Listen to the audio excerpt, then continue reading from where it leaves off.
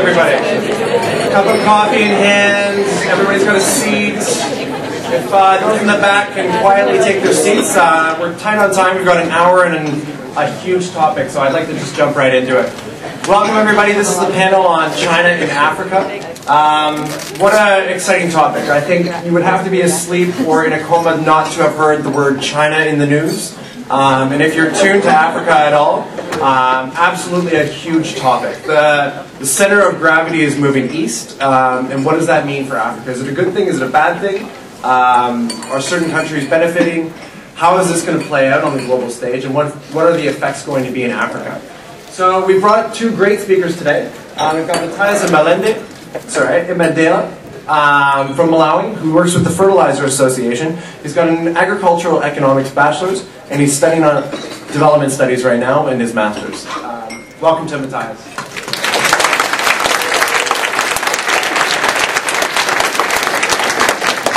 As well with us, we've got Dr. Wenran Diab. He's the McTaggart Research Chair and former founding director of the China Institute at the University of Alberta, amongst many other affiliations. In fact, it's quite appropriate that he's here in Toronto because he's more or less making a stop on his way to Beijing. I think his luggage is somewhere behind us. So we've got to keep tight time so he can get off to the airport. He's written extensively on China. He's visited both Africa and China extensively. He wrote a very big report for the Extractive Industries Transparency Initiative, which I'm sure you can find online somewhere. And I very much look forward to his presentation. Help me welcome Wenran Diab.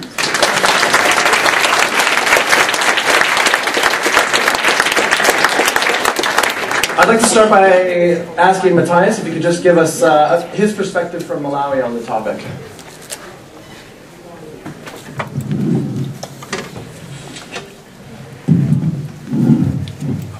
Okay, good morning all.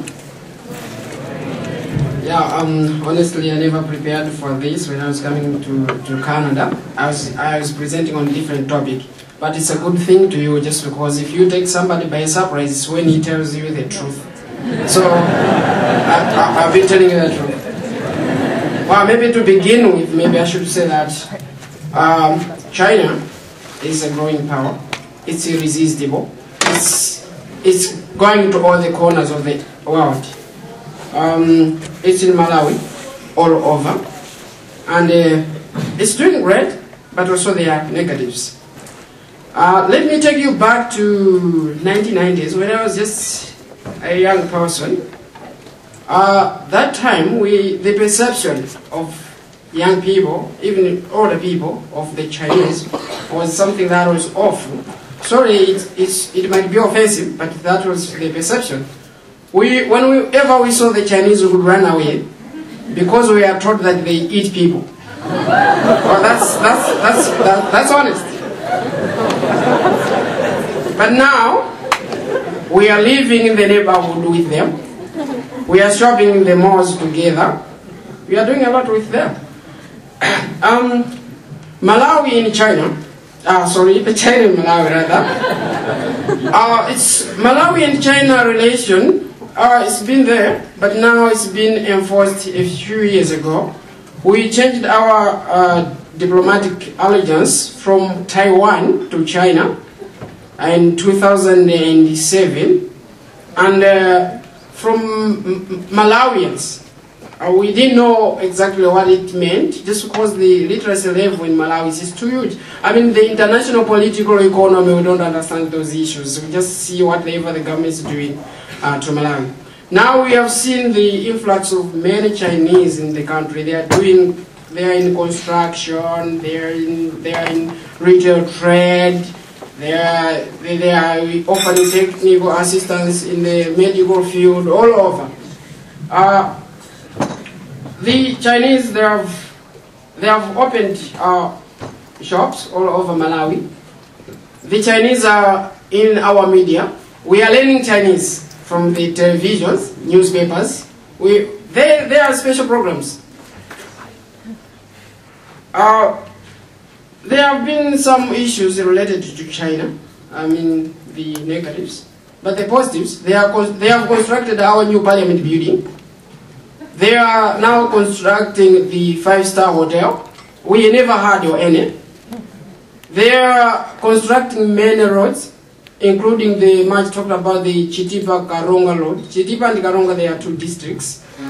This road has been in the talks of the politicians for years and years. Nobody ever tried to do that because it belongs to the northern part of the country, which amasses little votes for the politicians. But now this road is being constructed. It was initially to be constructed by the Taiwanese, but the moment we cut our ties with them, the project has been taken over by the Chinese.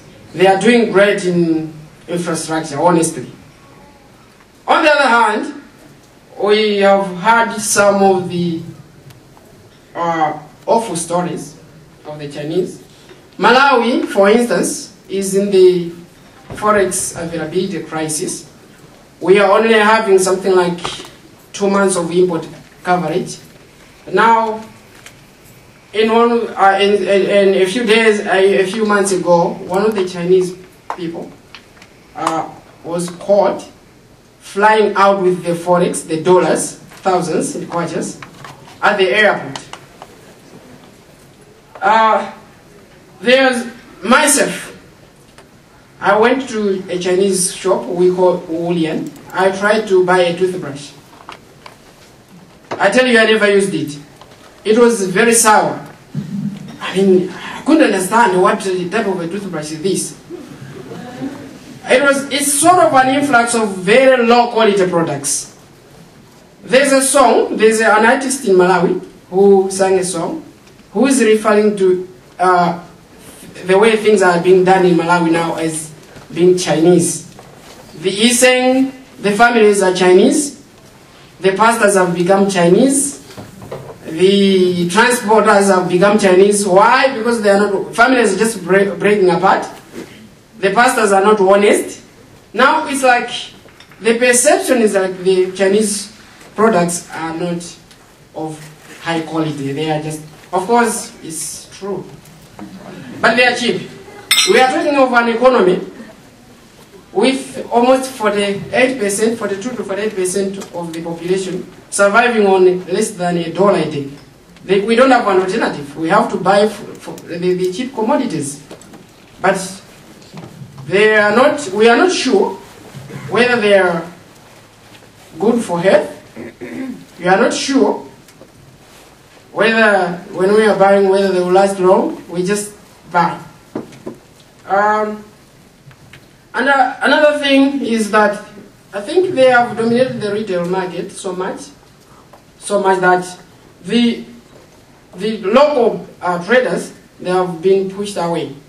My mom used to sell second-hand clothes, but now with the coming of thousands of Chinese retail shops selling something like new clothes, but at a cheaper price, my mom's business has become very uncompetitive and it stopped. And many people are complaining about that. Now, that's briefly maybe what I can talk about China. As we are discussing, we'll be talking about. Thank you.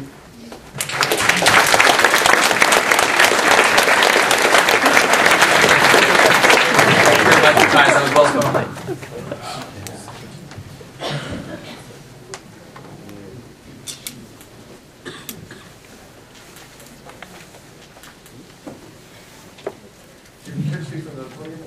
I can go there, certainly. Yeah, I can actually. Well, thank you very much, Matthias. A very good illustration of China's presence in Africa. And I can tell you, when I went to Congo, it was over 2 years ago on my first trip, and I said, I'm going to find the African-made souvenirs, locally designed textile cloth things for my sister or for my wife. I've been to South Africa, been to Gabon, and then to Zambia, and then everywhere I go, they said, this is African designed but imported from China. They're in the local shops. And finally, I went to Lubumbashi in Congo. I said, this has got to be the place, because otherwise my last stop would be in somewhere Casablanca. So I want to buy it in sub-Saharan Africa. I couldn't find a local design. They're designed by locals but imported from China. So those, I think, speak volumes about the complexities and how do we kind of understand China's presence in Africa.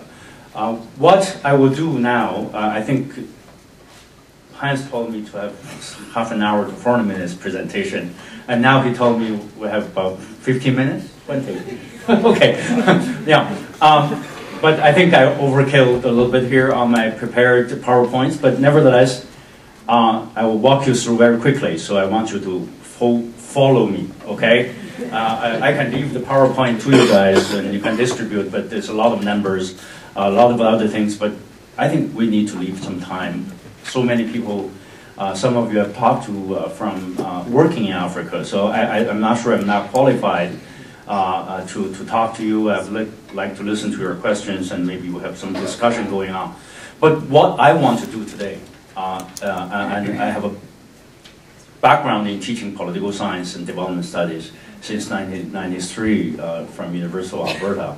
I think to understand China's relations with Africa, just as trying to understand China's relations with any of the other continents and major powers, we cannot purely looking at that relationship or relations from a purely bilateral perspective.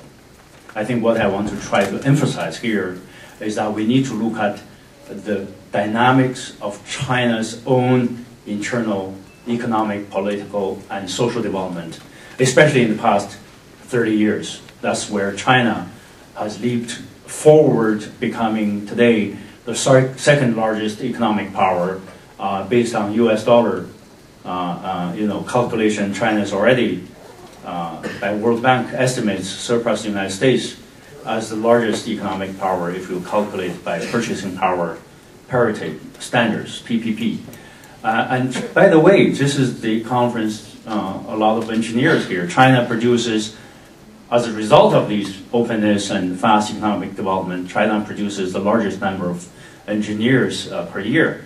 We're talking about 6.5 million university graduates every year trying to get into the market. And you have undergrad degrees no longer enough now in China to find a job.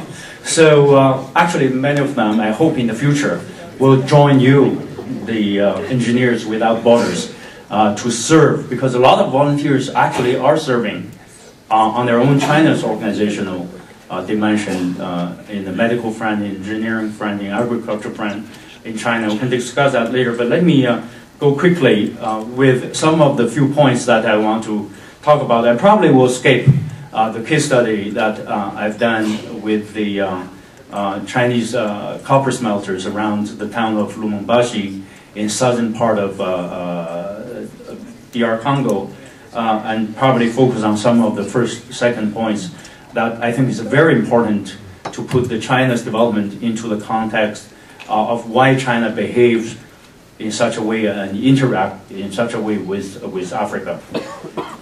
First of all, the rise of China and its presence in Africa. This is going to be quite an exhausting chart, but very briefly, if you look at where China is in the past 30 years, okay, the economic development, GDP, by far the most dynamic, largest development scale of its economy, its currency,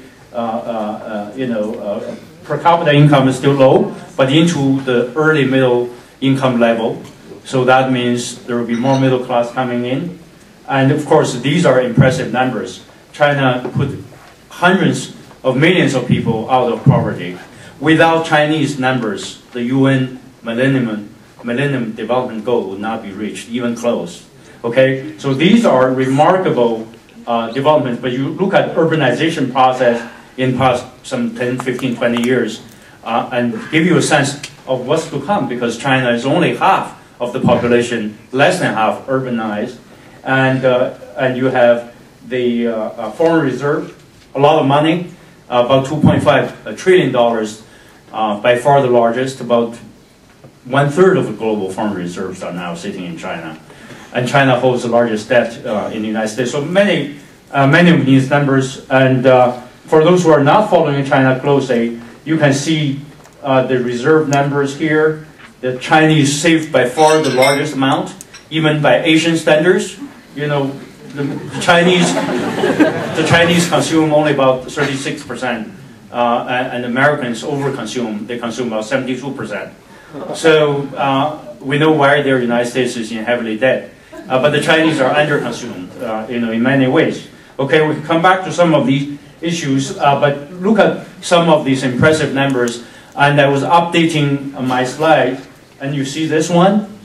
This was already old, this number. This was from last June or July. China just, by the third quarter of last year, surpassed Japan by US dollar calculation standards to become the largest second largest economy in the world. And so that has to be modified already. So there are many indications. What does it say? All these numbers. One particular debate about China's rise, the trajectories. Historically, if you look back, some people say, well, US is still the largest economic power, superpower. China, well, we've seen Soviet Union, the challenge to the US in the 1970s. Japan hyped back in the 1980s.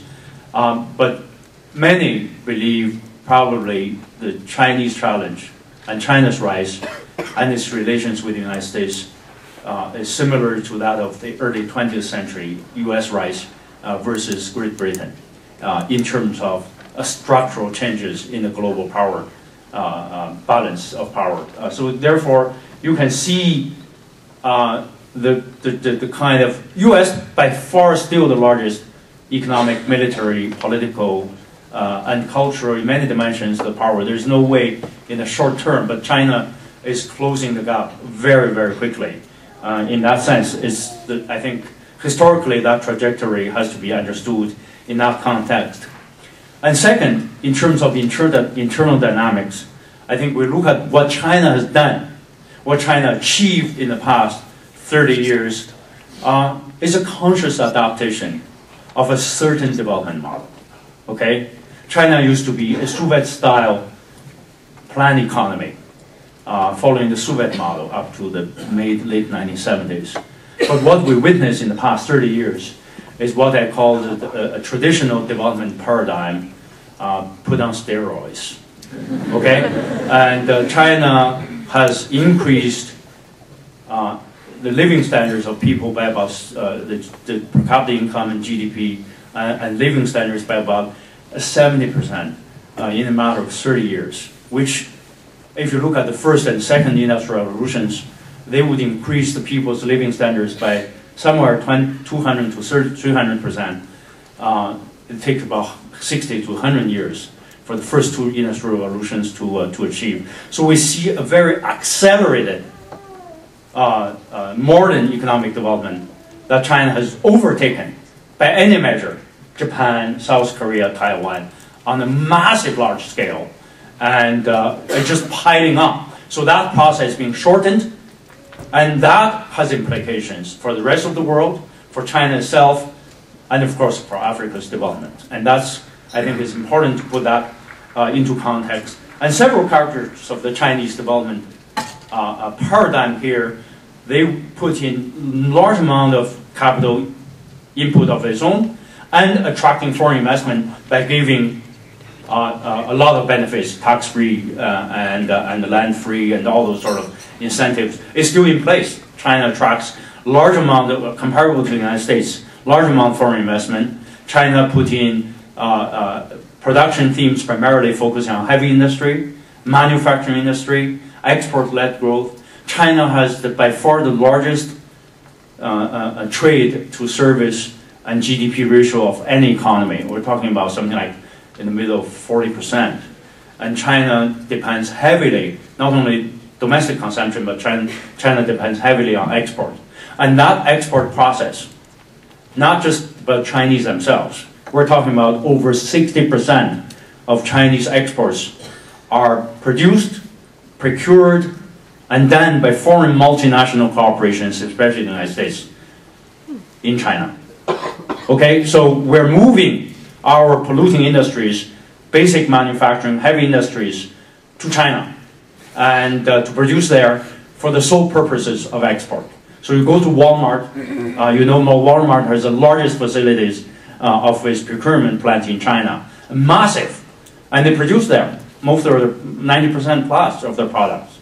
And so therefore the new division of labor is a reality that China becomes a low-end manufacturing moving to the higher end, but heavily polluted, heavily capital input, heavy energy input, heavy labor input with a low wage.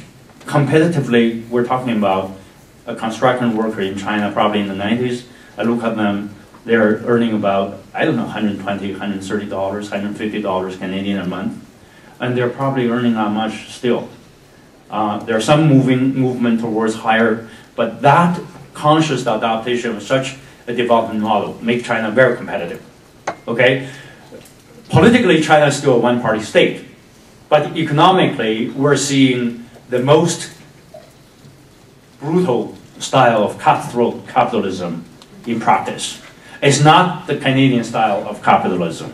Okay, it is the 19th century British style, Charles Dickens spirit of capitalism in practice. Okay, it has implications because if China does this at home, you can think of why would they do differently when they go abroad.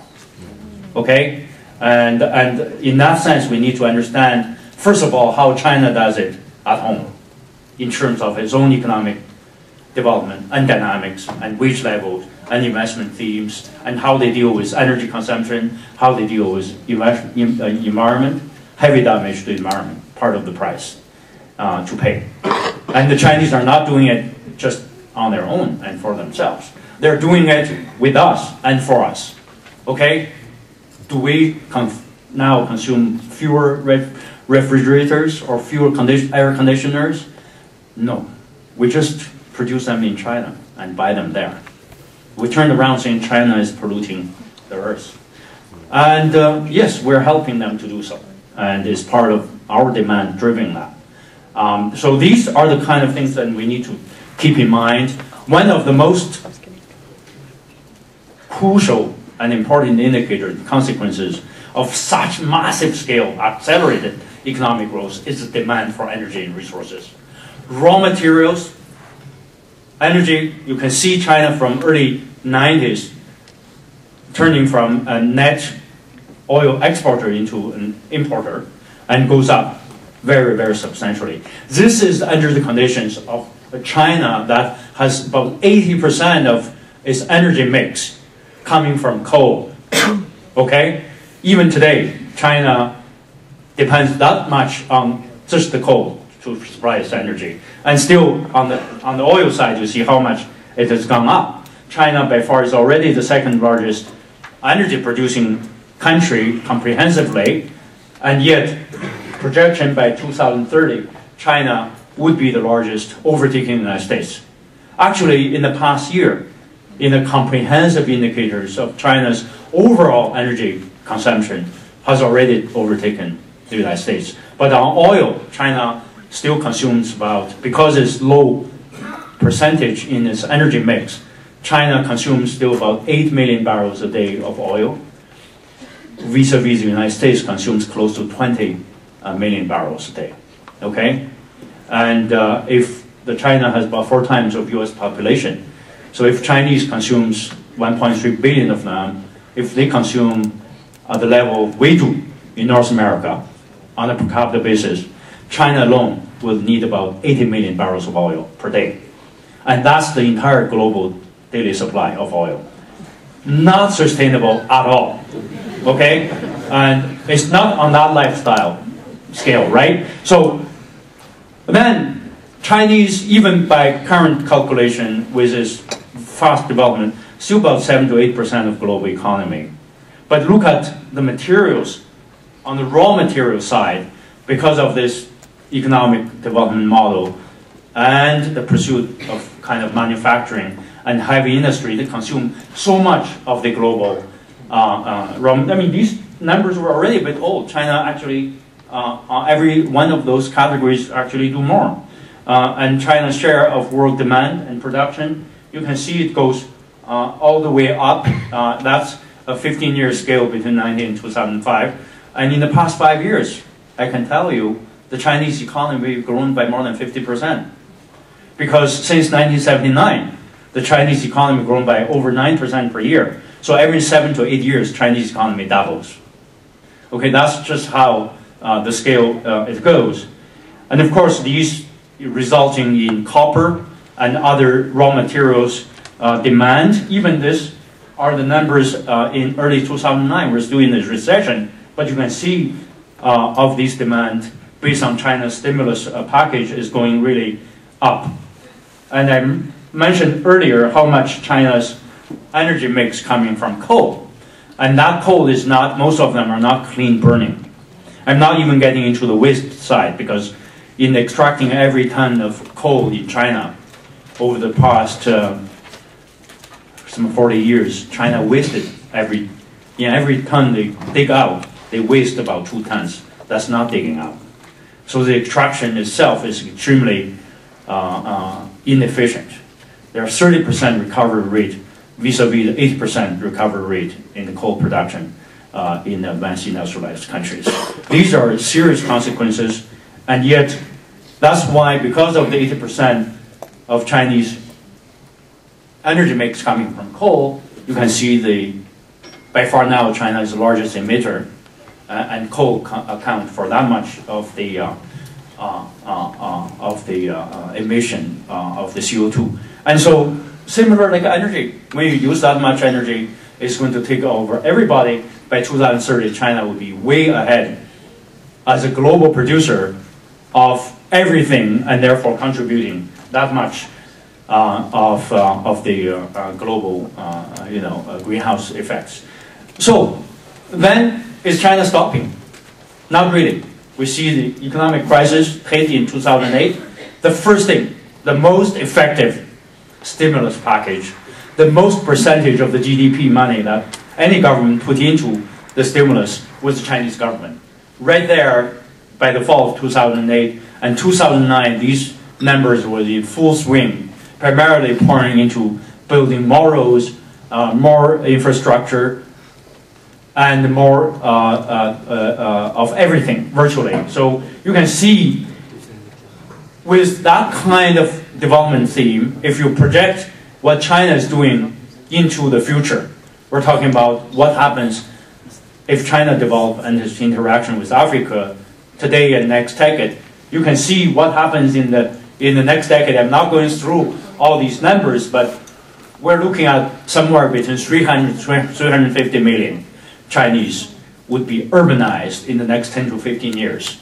So that means everybody wants to have more of everything. Okay, they want empowerment, they want to have their own cars. China is already the largest producer and consumer and purchaser of automobiles. Last year, when everybody else was cutting back, China sold something 14 million cars and projected another 40% jump this year. So it's going to be massive in terms of requirements for more energy and resources and fuel. We're going from tourism to infrastructure to everything. And then China goes, of course, to invest abroad in order to meet such domestic and international production demands to keep the economy going. China goes around the world to secure energy and materials and assets. And these are by scale. You can see some of these recent deals by value, but I'm not going to, due to time constraints, on the trade side now. Other than China on its own overall development and its relations with Africa has gone in the past, especially in the past 10 to 15 years, very large scale. These are a bit older numbers, and these are just released by the Chinese government. You can see between 2000 to 2008, average trade growth between China and Africa more than 33%. Okay? And now you can see Africa's trade in China's foreign trade share is not that significant. But you can see the Chinese share in Africa's foreign trade has become very significant. In fact, China now has overtaken the United States to be the largest trading partner with Africa. Okay? And the latest number I just checked last night, the Chinese, for the first 11 months of last year now, we're talking about, has gone way over $100 billion. That's by far the historical high. And the United States, of the same period, managed only have about over $100 billion. Okay, so when you look at President Obama, Hillary Clinton, went to Africa, very inspiring, but if you look at the numbers, they don't add up. The United States, in terms of trade, economic activities, are now falling and lagging behind. And they can't put the money where the mouth is. That's, face the reality. And the Chinese are the ones going very aggressively with trade numbers and investments. So these are the official numbers out there. You can see in the past 9 years how everything goes up. But the trade is more or less balanced. But of course, to individual countries, the statistics might look very different. But overall, you can see continental-wise, China has a fairly balanced trade, but overall growing very fast. Here again, some of these other numbers of China's imports from Africa. Angola features very big because of oil and mineral and oil. We're talking about 70–80% of trade volumes are in that area, and that's why over the past 5–6 years, I've been tracking China's energy and resource extractive activities around the world. And I look at Africa and I said, it's no brainer, that is the major activity going on. So the issue now in terms of engagement is, how do you manage that? Okay, we'll reach some of these questions, but I've skipped some of these numbers in terms of export and export, and the Chinese distribution of direct investment in Africa, now well over $9 billion, okay? So that's the first part. I'm a bit short on time, so I'm going a little fast on the impact on Africa. I don't know if you follow, but you look at the numbers here, oil, minerals, those are the major items. And so that raised the question, is China taking over Africa? I mean, if you go online, if you go read some of the journalist report, and this is actually the map, I didn't produce that. China is taking Africa for lunch, basically. But China does, in the sense that it has 1/3 of its oil coming from Africa. Angola, Sudan, these are, Nigeria, large producers and exports to China. And you look at the percentage of China's trade with Africa imports, over 70% right there on oil. That's also true. Okay? But if you look at the bigger picture, put in the global context, China is not as significant. Okay? If you look at the oil exports out of Africa, and China's, yes, the share has more than doubled in 6 or 7 years' time, but China is still remaining to be a smaller player. Okay, we need to think of the global context here. If you look at the production in Africa by selected companies, the Western big guys are way here. CNPC, Sinopec, Sinochem, these are Chinese big guys. They rank at the bottom. Okay, so let's not be blown away. Okay, these are the kind of context we should keep in mind in terms of where things are. China is coming very fast, but still not as significant in comparison. And then this is another commercial value of the oil investment in Africa, other than the trade and purchase and export of oil. You see, the Chinese national oil companies are still relatively low. It doesn't mean China is not going to go up there. I mean, many national oil companies hold most of the oil around the world. And then the next are the big Western majors. And the Chinese are catching up, but still lagging behind, okay?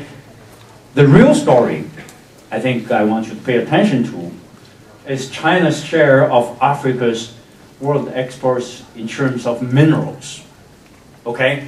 These are actually, look at how much share of Africa's exports gone to China. That's a big story. That's very important. That's very significant. So China does go into developing many mines in Africa on a large scale and growing much faster. And the percentage vis-a-vis the oil, which we hear all these sensations of stories, but in fact, this is actually a very big story. That being said, what do we say about the impact? There are benefits, okay? And these are numbers acknowledged. I'm not going to go through this laundry list, but if you think about the global, the world annual developing OECD countries' aid to entire Africa, something like just about $20 billion. And China, as a developing country, on its own, doing this much, is very significant, and it has a huge impact. We're talking about multi-billion, $5 to $10 billion in terms of preferential loans, more to come, forgiving massive amount of debts of African countries, doing many of these projects. Okay, but then you also see challenges. Patricia mentioned some of these issues earlier. Structurally speaking, how do you deal?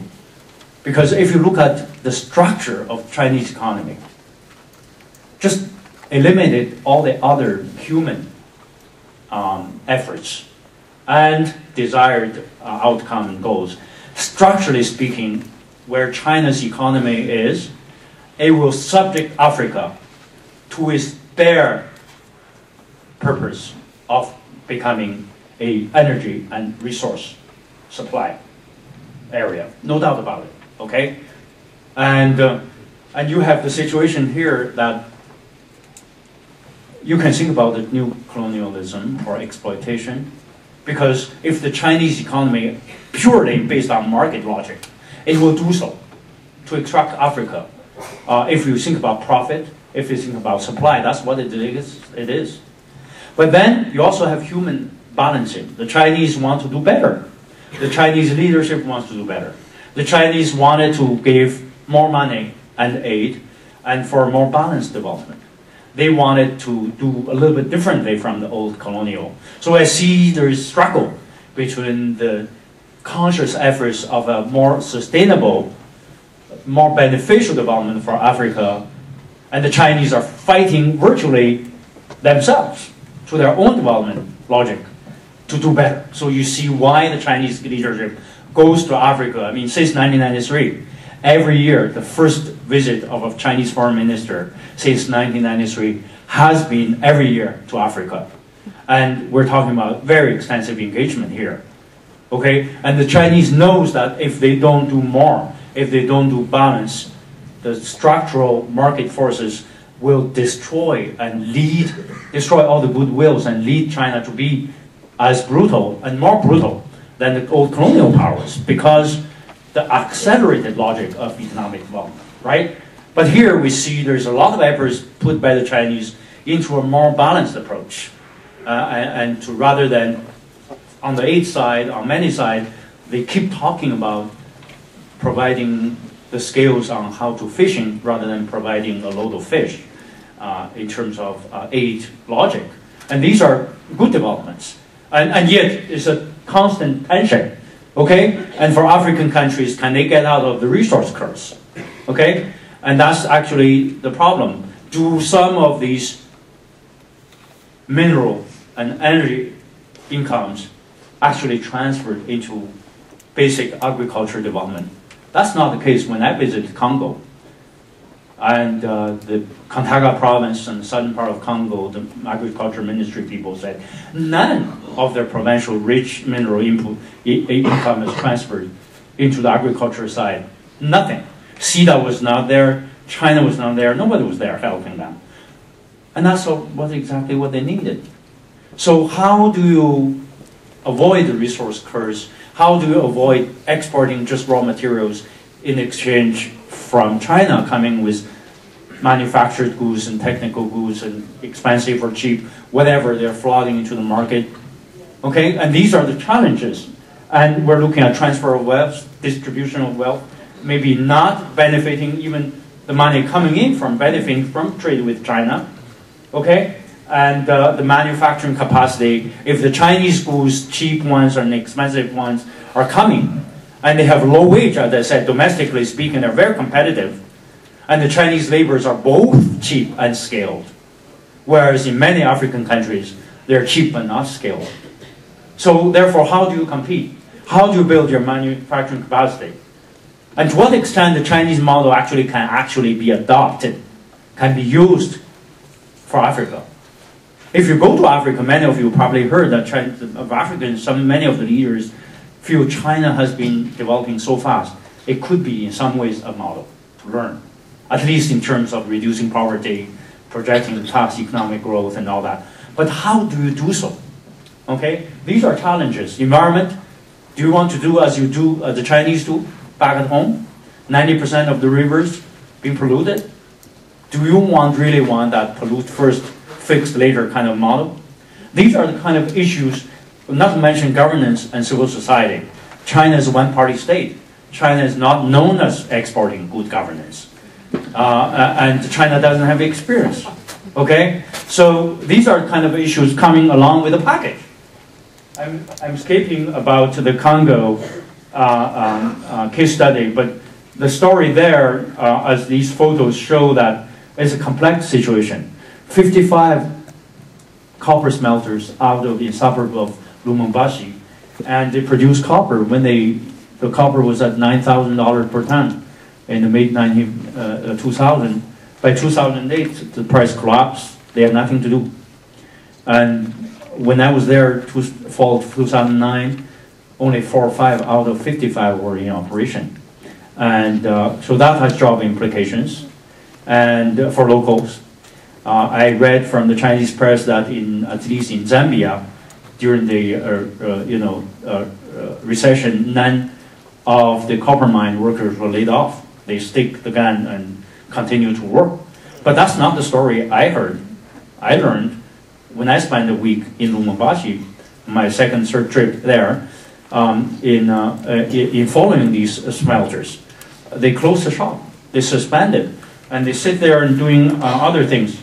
And many of them don't sell. So I skip some of the environmental issues and how they operate.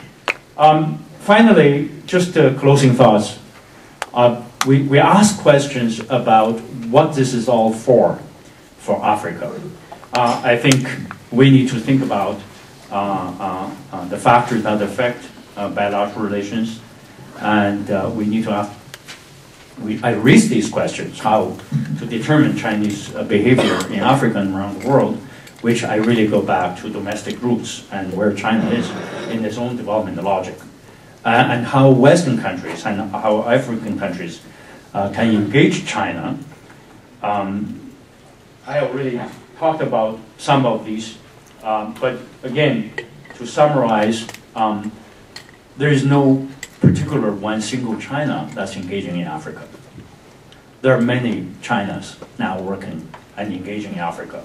I can tell you the small enterprises, medium-term small enterprises I interviewed in Gabon, in Congo, they have nothing to do with the government. They just went there on their own. Okay? And the government role is minimum. And that's very different from state-owned company who gone there with planning, with long-term finance from the state banks, and doing $7-8 billion of deals with Congo, 3 times of the country's GDP. That's very different China in there. For those who stayed in Zambia, who's working throughout Africa, the Chinese vendors in the street. They're everywhere. What do? They do. They sell cheap plastic shoes and all that other stuff. Why they're there? They can make a better living. And they go there. They take the hardship. And they just do it. So these are the kind of dynamic but different shades of China that is in Africa. And so, therefore, the engagement for African countries with China have very different complex issues to consider. I'm always amazed when people say we need an African strategy in engaging China. Every country is different. Okay? South Africa may have a lot in common on their engagement with China, with Brazil and Mexico, rather than with Congo, or Malawi, or even they're all in Africa, these countries. It has to be country-specific, sector-specific, and issue-specific in your engagement with China. And turn it up. 1 minute. Long-term vision of a country of your own. I mean, when the Chinese started their own development process, they didn't just subject the country to the Western investment. They have a clear, determined, state-oriented goal of developing China's own capacity, and China is building up. And therefore, you have to keep that in mind. And the continuous engagement with China is really needed in all fronts. You cannot think somehow we got energy and resources and China got money, China needs these, and naturally it will happen. It's complementary as a condition, but it's not enough a condition unless you engage China in all fronts and thinking how you can benefit in the good times, in the resource booming times, and of building your own capacities to prepare for the bad times.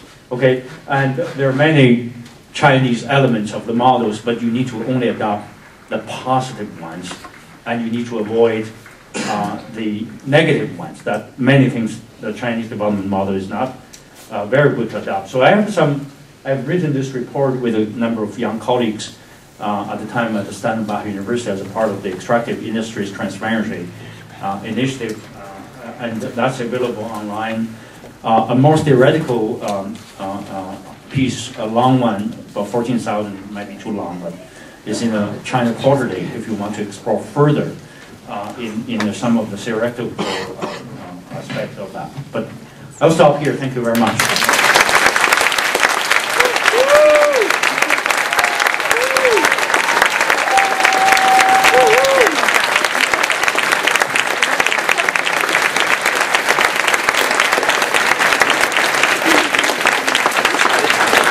I think that round of applause spoke for itself. That was an outstanding presentation. I've hustled through, actually, to give us a lot of time for questions. We've got about 10-15 minutes, depending on when they kick us out of the room. And I thank the speakers for setting the stage so well.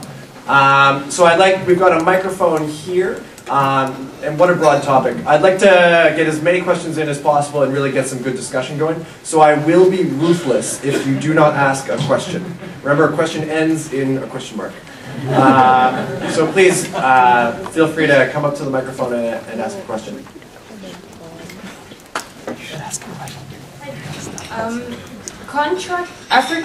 Chinese contractors in Africa sometimes have everyone thinks that they have lower quality standards. They work worse, like their machines are not as good. And they're just cheaper, basically. They win contracts when they're cheaper. So what's China doing to fight that vision of they're just cheap but lesser quality? Yeah. Or are they doing anything about it? So what's driving this push of low quality goods into Africa? And is that changing at all? This is such a good question, because you know what? It relates to what I said about China's own development dynamics. Back in China, that's what they do. They try to do it cheap, they try to do it quickly, and they try to do it at a low cost. And that is producing a lot of pain for China's own development process. We're talking about, say, 80% of China's buildings are not meeting with the safety codes or the long-term endurance. So therefore, the Chinese are doing this to themselves. So I'm always amazed sometimes when you say, why the Chinese are doing this when they go to Africa? I said, no, they do this to themselves, okay? They go to Tibet, they see a lot of extraction going on, a lot of new environmental pollution going on, a lot of mining going on. Wouldn't that damage the environment? I said, this is the dynamics, the logic of a less regulated, not well-regulated capitalism. That's what China is doing. So I think the root problem is that China has to be going through its own domestic changes, which we see is changing. There are many positive signs I could identify if we have time, because in the long run, in a competitive environment, when you require more quality, when you require more standards, and China is actually going to catch up. When China domestically catching up, I think we get hope outside China. And of course, there's in reverse dynamics. That is, if there's a global demand to make China doing this better, then China will be more aware of this. So there is an interactive process. And that's being said, many of the Chinese technologies, personnel, are cheap because they actually have a low cost by doing more by being paid much less. That's actually a positive side. But the next step, negative side, is exactly what the question is about. It's still at that stage of low quality. Matthias, have you seen over the last, say, 5-10 years a change in the quality, better or worse? I think there's no change for better. I don't think so. No. Okay. So those dynamics might take some time. Yeah, but also maybe just to comment on that, they have to engage low cost activities of production. Also looking at the market they are going to, for instance in Africa, if they are producing at an expensive level, the output will also be expensive, then nobody will buy in Africa. They have to also produce at a low cost so that they meet the market itself. That's right. Like you said, demand. Next question, please. All right. Keep it tight. We heard yesterday Eric Beinhocker talking about economic evolution and how development should aim to activate and accelerate it. And this seems to make sense, China working with Africa, because you have Africans looking for inexpensive goods and China can provide a lot of it. It's a good market for China, and China's also looking for inputs. But like economic development in itself is not an end, it's a means to an end.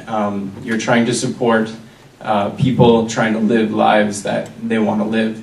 I was wondering from Matthias, what would that end be? What would be that kind of like life that you'd be striving for, and how can you make sure that that's what you're heading towards, as opposed to just getting steamrolled by, say, economic development? To paraphrase, I mean, to simplify maybe, if I may, is, Matthias, in Malawi, do people see China as a model that you want to develop towards? Is that, how do people in Malawi see it? Is this something that you would say, oh, if only we were like China? You should be looking at the country with a low literacy rate. And also China and Malawi relationship is being engaged at a top level. On which case then, the China and Malawi relationship has to be perceived to be the local Malawians. They understand the China through the government itself, because there are programs whatsoever bring China closer to the Malawians. Then it means that the understanding the Malawians are having of China, I don't think is the understanding that they would be having if they were knowledgeable about the relationship itself. They are having something like a biased understanding of China. Sure. Now it's also attached to a political issues here, because the government wants to continue sitting in power, and it has to impress its people that it's doing something. Therefore, for instance, in Malawi, in Africa, infrastructure development is more unique than other developments, because people, they don't understand inflation issues, they don't understand interest rate issues. So long as they see the road being constructed, they think that is a development. But as he has rightly put it, this is the means to development. Now, I think the perception of China to Malawi by local Malawians, they think it's a model because they are being told so. Very interesting. Thank you. What are the 2 or 3 things that transnational companies can learn from the Chinese model of investment? And what are the 2 or 3 things that other aid agencies and multilateral organizations and donor agencies can learn from the Chinese government's model of engagement in Africa? That's something we haven't really touched on, is how is China changing the aid game? Well, it's hard to generalize, but let me put up a few points, just what's coming to my mind. One thing, what I found in looking at how the Western companies function in Africa is the issue of speed and cost. They buy a lot of mineral and energy assets, exploration rights, and they sit on them for decades, years. And it actually results in some of the African countries saying, are you going to develop them or not? Otherwise, we want them to be shifted to Chinese. The Chinese companies could come in, yes, they do things cheap, but they also have technologies. I studied the more energy sector quite extensively because of China's own experience. China did not have an energy, oil, petroleum industry until early 1960s. And all of a sudden, somewhere in northeast part of China, the oil just showed up. So they sent in multiple retired People's Liberation Army divisions into the cold, virtually no man's land in northeast part of China. So their history of developing oil and petroleum is very indigenous technology because they were blocked at the time in 1960s, no relations with the Western oil companies. And so they have adopted some of these technologies in Africa. Some of the projects developed, pronounced by the Western companies, based their calculations on the cost as non-profitable. The Chinese could actually turn around with their low cost of engineering, technologies for further extraction, and then turn them into profitable ones. And the Chinese, other than the cost dimension, and the Chinese are doing it extremely fast. Almost too fast, because they don't really do much about feasibility studies. They say, do we have a project? Yes. We sign a contract. Next thing you know, the containers are coming from the Chinese ships. And then the mobile homes are set up. Engineers moved in. Wells dig, generators in place. Here you go. The next thing you know, they started doing feasibilities and then doing the project. What the Western companies do, we have to build the tennis court first for our engineers. We have to build quarters for living, and this and that. It's a sharp contrast in terms of pace, urgency, development goals. I think, if anything, that has to be changed in order to fit for the goals of the African local developments. China may be doing it too fast, but then on the other hand, I think the Western firms doing it too luxurious and too slow. On the government side, we do know the debate about the AIDS, China untied, no question asked, or few questions asked, some kind of approach. But the Chinese philosophy on foreign policy and their own experience that you don't go around to lecture people on what they do. If there's a corrupt government, if they have a problem, many of them do have in African countries, they need to take time on their own dynamics to figure out how they resolve that. And many of the problems the Chinese, in their own experience, feel can be resolved gradually, in a gradual basis, by first delivering economic development and some of the benefits. So when I go to some of the very poor places in Congo, I just see it's a no-brainer. Do they need roads? Absolutely. Do they need food? Yes. Do they need some agriculture projects? Yes, they're not being fed. They're in starvation. So some of these issues, I think the Western aid has to be more, I think, realistic but these are differences in philosophy. Because now we're saying, other than good governance clause, human rights issues, we're not going to do this. This is just how we do it. And the Chinese having different philosophy. Another dimension, just quickly, on the aid issue is that, again, if you look at the pledged Western aid to Africa, one global summit after another. You look at 4 or 5 years later, not even 50% of them being delivered. And you look at the Chinese, every goal they set from 2000, 2006, the African-China Summit, every dollar is in place, is being delivered, and is delivered on time. So you have a credibility problem. You can't keep pledging. Haiti, we all learned 1 year later what happened. But if you look at Africa as a continental poverty relief by OECD countries' pledges, they're just not putting the money where the mouth is. And the Chinese have done so. So are there negatives? There are, but then there are many other things probably the two sides can learn from each other a little bit more. Matthias, I saw you nodding your head a couple times there. So I have to comment on the way the pace China does its things. Honestly, they are at a supersonic speed. Yeah, because I remember when they were building our parliament, the new parliament building. I mean, they finished. I mean, earlier than they said. They work 24 hours a day. They are always there.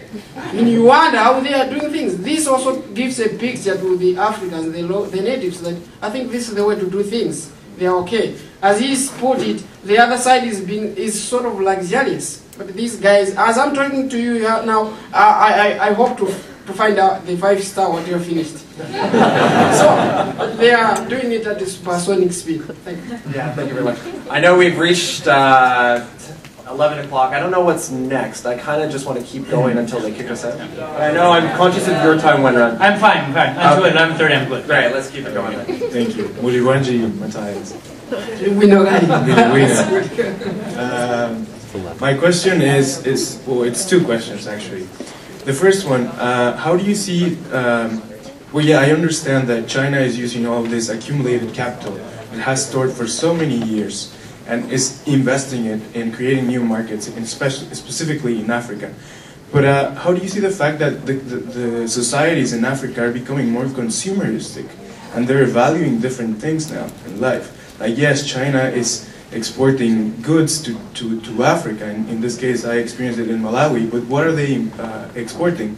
Cheap televisions, cheap clothes, cheap, many things that are not very productive.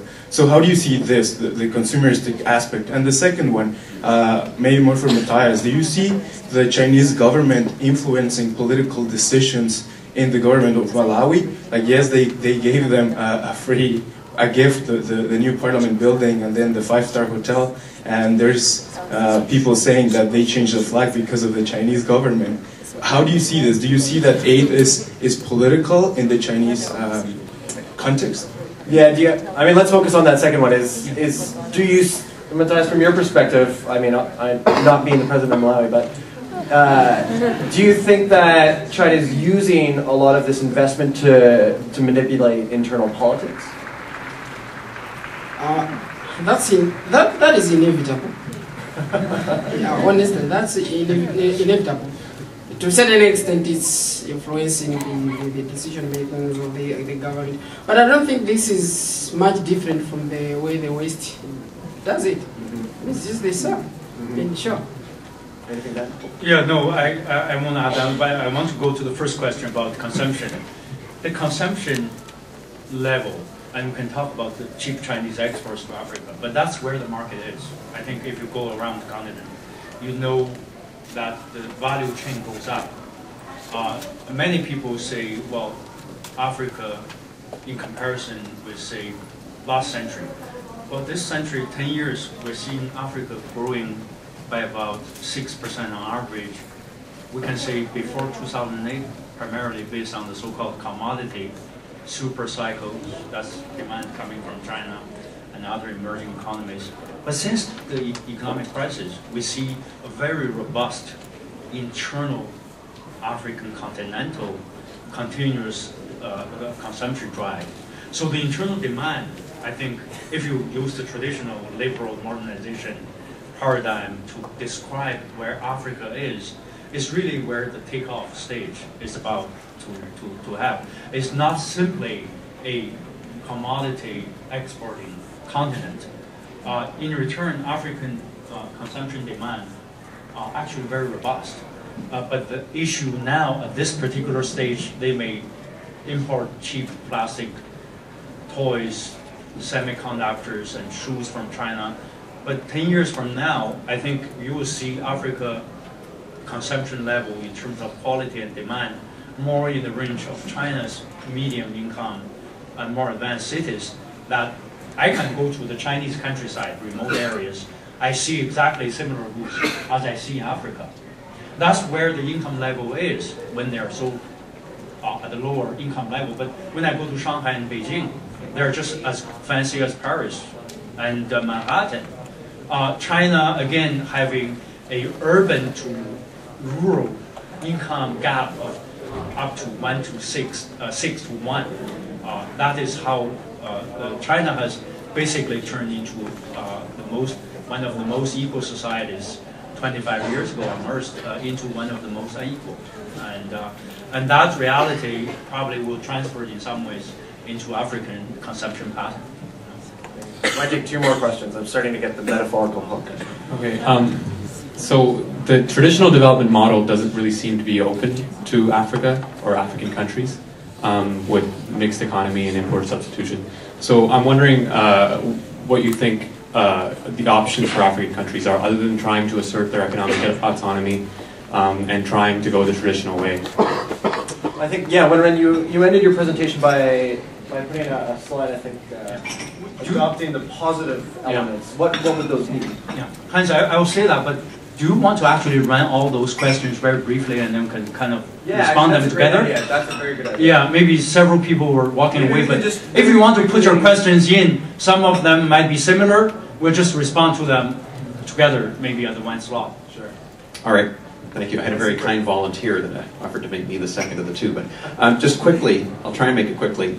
I think the infrastructure example is very interesting. The way China invests in infrastructure in Africa versus the way infrastructure happens with Western investment.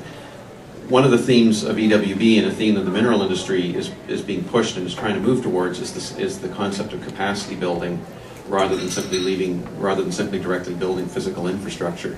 And particularly, Matthias, I'm interested in any thoughts you have of how those 2 models can be bridged for, I'll say, the non-Chinese corporations. How do we try and get some of the impact on the ground that the Chinese have when they go in and build the 5-star hotel, while at the same time maintaining a focus on actually building capacity within these countries to build the 5-star hotels and to build the roads, rather than just getting it all done from the outside and then leaving the asset behind.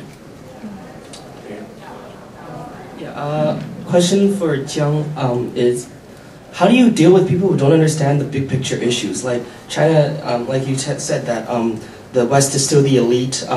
China has their own problems like the rural and urban disparity, and just all those big picture issues. Thinking about public engagement kind of thing. It's just, how does he deal with people who don't understand about these big big picture issues? The poverty issue, right? No, like, you said how the West is still pretty much the elite, okay. And China's just a little part, and other big picture issues. Okay. How do you deal with people who don't understand that? I have 2 questions. First question is, like, as you mentioned, there's China is trying to make some changes internally, and also outside the foreign policies. And I was wondering, like, do you have those goals to change? Like, if there was, like, do you have some feedback, or how the result of those changes you want to make, do you reach it? And my second question is, Chinese government has put a lot of fundings into Africa. I was wondering, how do you have some feedback from the local, like, for your project? How do you monitoring your process, like your indicators, how successful your project is? Thank you. Hi guys, really good presentation. This one's really, really quick. I saw a slide about China's, I don't remember if it was aid or investment into Africa, but it went up to 2009. I'm just wondering what the figure for 2010 looks like, if it keeps increasing like exponentially, or if it's sort of growing linear. I'm just going to jump in. I just had a question. We're talking a lot about Canadian mining industry and how they do international mining operations, and talking about trying to make them a little more accountable and following CSR, corporate social responsibility guidelines a little bit. I'm wondering what you think about Chinese companies and if they would be open to being influenced by those same guidelines when they're doing extractive work in Africa. Yeah, very quickly, maybe not all the questions. The China development model. I remember, looking at the Chinese experience, they always say, now they call themselves socialism with Chinese characteristics. Okay, so I would rather call them capitalism with Chinese characteristics. But here the emphasis is their own adaptation of whatever Japan had before them did, South Korea, Taiwan. They put on a clear seal of their own. You can debate about the China model. Is it good to damage so much of their environment? Is it so much to keep the wage so low? Is it so good to have so much foreign investment coming in? Is it so good to focus on low-end export manufacturing industry as a result today, when India is claiming to do more on the service side? Is that good for China to be the factory of the world and concentrating most of the polluting industries?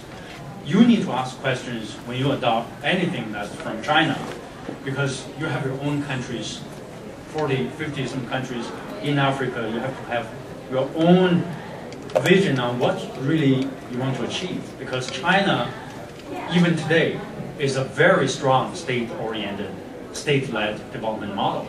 Many of the African states are weak. I didn't have a chance to get into that area. Many of the states are not strong. Not strong in terms of capacity, not strong because they're corrupt, not strong because they're unstable. There are many ways we can characterize different ways, but then unless we have a strong development-oriented state, which is really quite a caricature of the so-called East Asian development model in general, then I think it would be very difficult to say, okay, we can do so purely by coincidence, and you need conscious adaptation of certain elements of certain development model, be it Chinese or Japanese or even Western. It doesn't have to be one. So I think there is really no particular fix. I don't think you can move China's model and saying, go to Malawi, it will work. No, it has to be adopted through local conditions. Okay?